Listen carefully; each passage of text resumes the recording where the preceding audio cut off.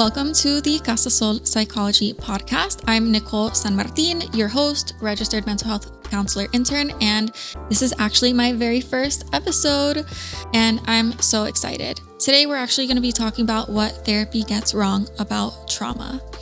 And on this podcast, the Casa Sol Psychology Podcast, we are going to be talking about everything that has to do with complex trauma, neurodivergence, and the nervous system, and how our context and culture affects our mental health.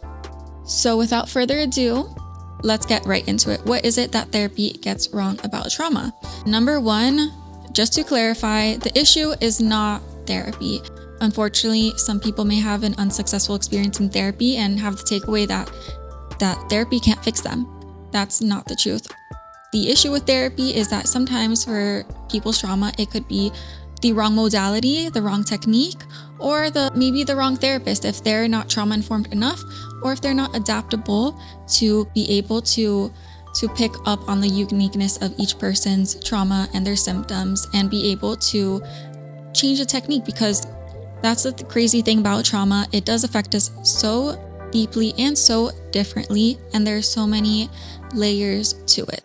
And one extremely important first step in healing trauma is to become self-aware of the trauma and how it affects us. And that is so important, but it's not the whole thing.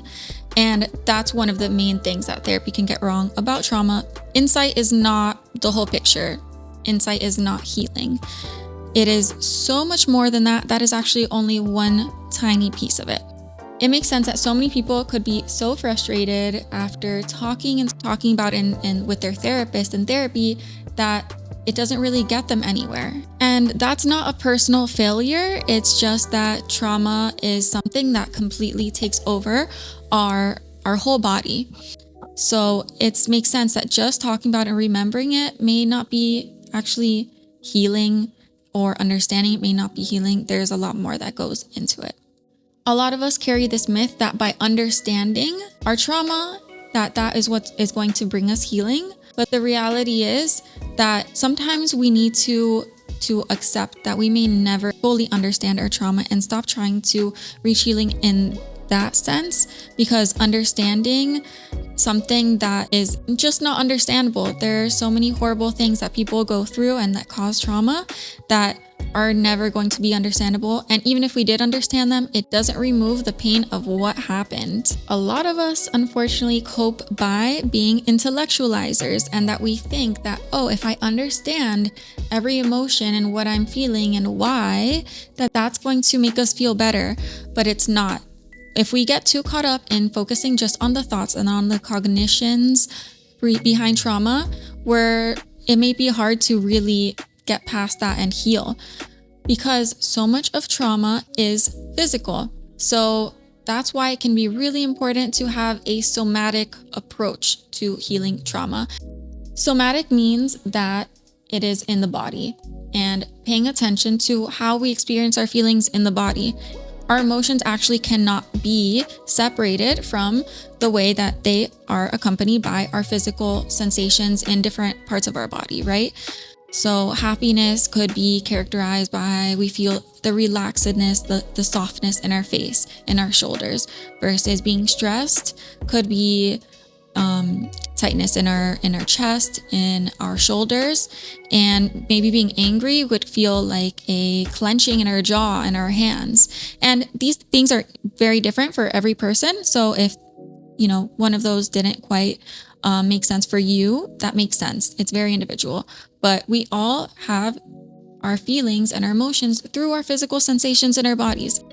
An important way that therapy can help to heal trauma is by bringing the awareness to our reactions when we are triggered and our different feelings, the different ways that we are still affected by our trauma, where it comes up in our body, and paying attention to that, because sometimes we can listen to our body easier than to our emotions.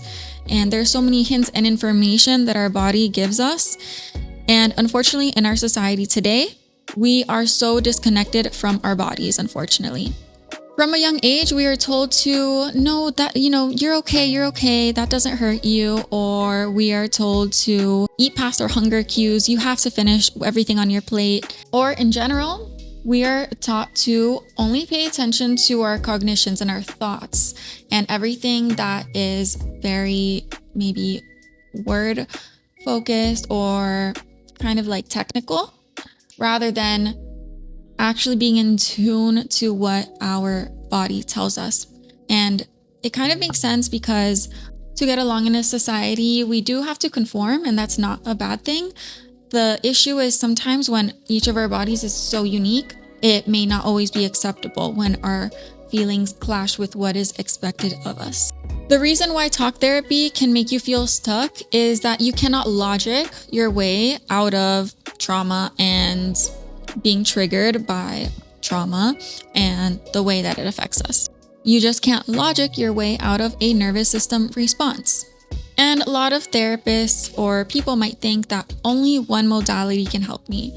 Maybe a lot of us have heard of EMDR, which can be great for trauma and healing from trauma, but it's not for everyone. It's not the only thing that will work. For example, one of the techniques that I use is trauma incident reduction, or TIR. And TIR is also great for processing trauma and reducing the emotional charge that it has on us. And it is so much more structured and thorough and complex than just talking and remembering about trauma. It is much more intentional. Through that process is that we can reduce how it is that the trauma still affects our nervous system. And another very common modality that maybe you've heard of is cognitive behavioral therapy. And this is one of the most common therapies that therapists will use. And it is great.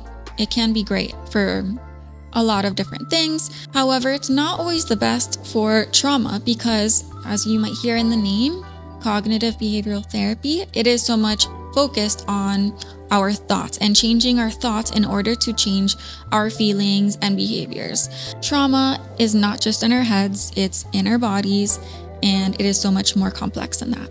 As we know, part of trauma and the reason that we are so affected by trauma is that it leaves us feeling unsafe and leaves us feeling like our body and our world is not a safe place to be. Even after we learn that we are safe on a logical level, it does not always register on a nervous system level.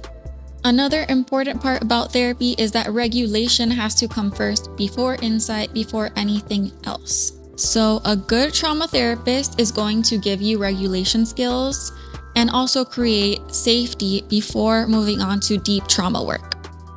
And a good trauma therapist is also going to have a holistic approach.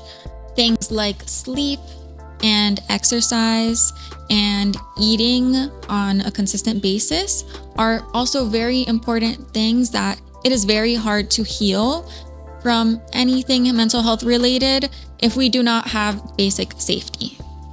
Also, a therapist must always be paying attention to what feels right to the client, because it can be very damaging to move into deep trauma work before the client is actually ready. And it could actually even be re-traumatizing. So a good therapist is going to be in tune and listening to the client to determine if they are ready and safe to move forward in the next step of the trauma work. The thing about the field of psychology is that it is relatively new, and that means that we are just on the tip of the iceberg of learning about the nervous system and how to heal trauma. That's why it's so important for us therapists to stay up to date on what the newest studies are saying, what the newest research is, what the newest modalities are that can help trauma. And unfortunately, trauma work and trauma healing is not something that is taught to all therapists. This is not something we really went into in grad school. I was lucky enough to do my practicum and internship during grad school at a trauma center, and I was trained in the trauma incident reduction. Shout out to the TRC, Trauma Resolution Center. And that is where I got to really learn about how to process trauma. If this resonated, take a moment to notice what your body's doing right now, and I will see you in the next episode.